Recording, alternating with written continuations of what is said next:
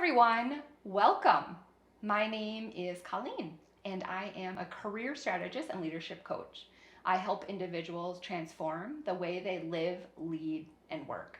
Today, we're going to talk about money. One of the hottest questions I receive from clients is this: what do I tell recruiters when they ask about my salary expectations?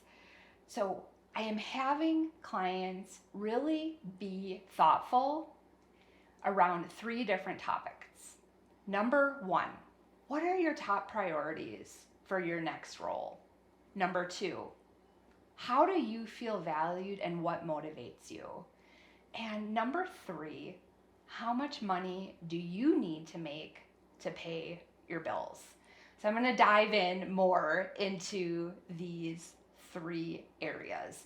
So if you've watched other of my YouTube videos, you'll know I discuss priorities quite often. I think it's so important if you're in a job search to really be crystal clear on what your top three priorities are.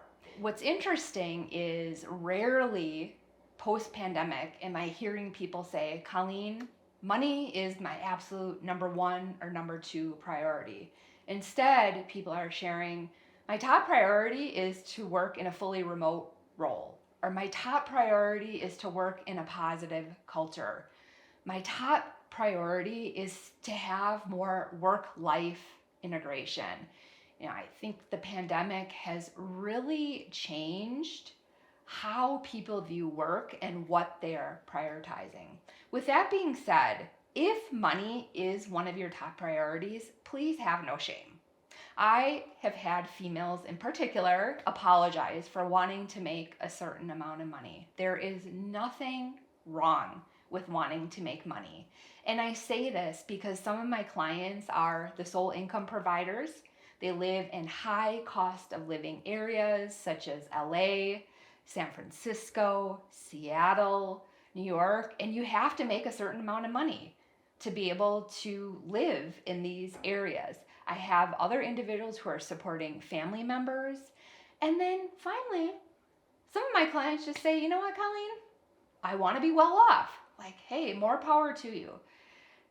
What is key when you think about your priorities is to really be grounded and know when you are in the interview process for a role, these are my priorities. They're non-negotiables. And so if a role does not pay a certain amount of money, and money is one of your top priorities in your next role, then you won't pursue that role. So that is the number one action that you should take, is make a list of your top three priorities and figure out, where does money fit in? So number two, I ask my clients to really think about how they most feel valued and what motivates them. And I'll share more. There are some individuals who are motivated and they feel valued when they are receiving a promotion, when they are receiving a large bonus, when they have a certain title or status. These individuals tend to be more extrinsically motivated.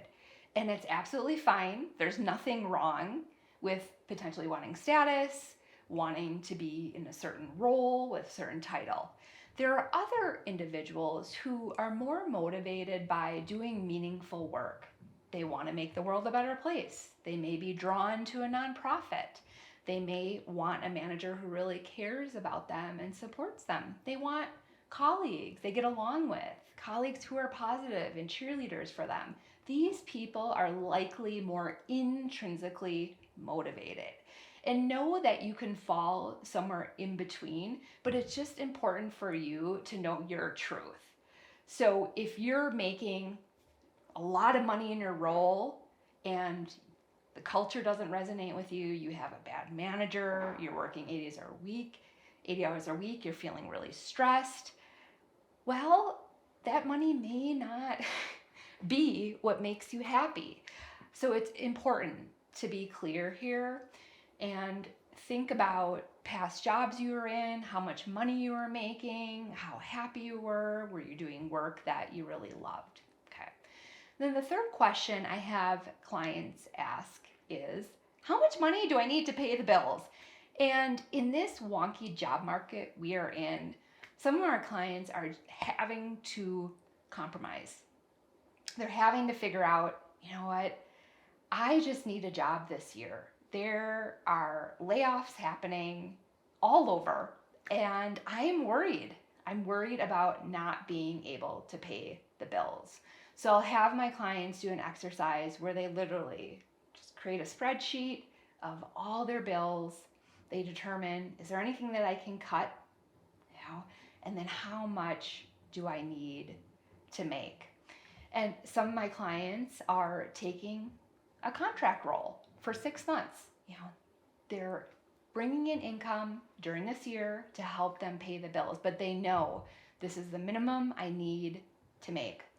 Some of my clients too are considering, well, should I become a barista for a short period of time? At least I could, receive benefits. And I love coffee, right? And so I think while I am such a huge advocate of people finding their dream job or their ideal job, I also am a realist. And I know that in certain economic times, like we simply have to make compromises. But first, we have to know, like, what is it? How much do we need to make? Again, for us to cover all of our expenses.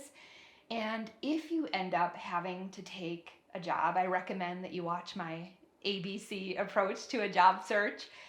If you end up having to take that C job, know that it's not forever, but at least you'll have peace of mind knowing that you have money coming in.